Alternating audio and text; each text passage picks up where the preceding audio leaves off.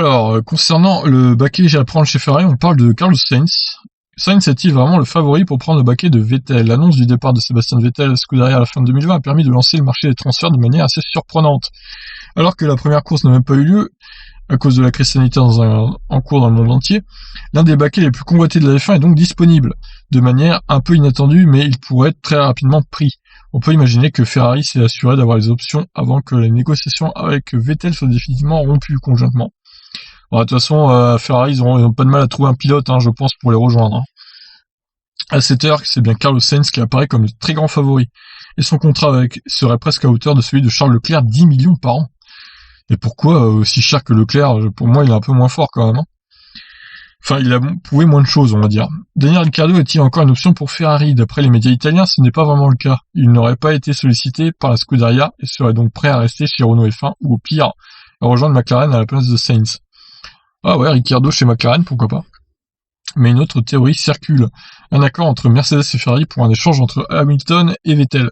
J'espère que c'est le cas, ce serait assez fou, mais la Formule 1 adorerait cette inversion des couleurs.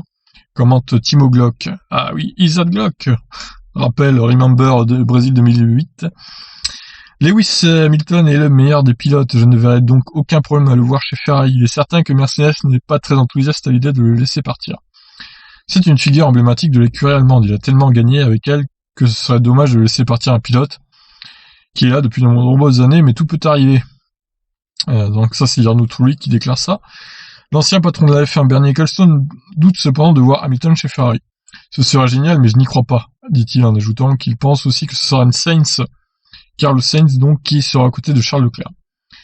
Carlos Sainz est soudainement devenu un pilote très compétitif et il serait facile à gérer pour l'équipe.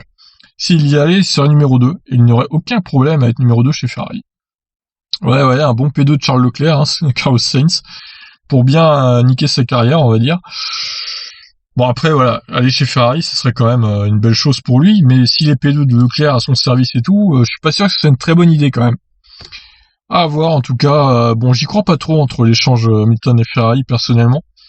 Après, tout peut arriver, mais je le vois quand même Hamilton rester chez Mercedes jusqu'à la fin de sa carrière. Peut-être une dernière année chez Ferrari, vraiment, avant de prendre sa retraite pour voir comment ça se passe, mais pour moi, il restera jusqu'à la fin quasiment chez Mercedes.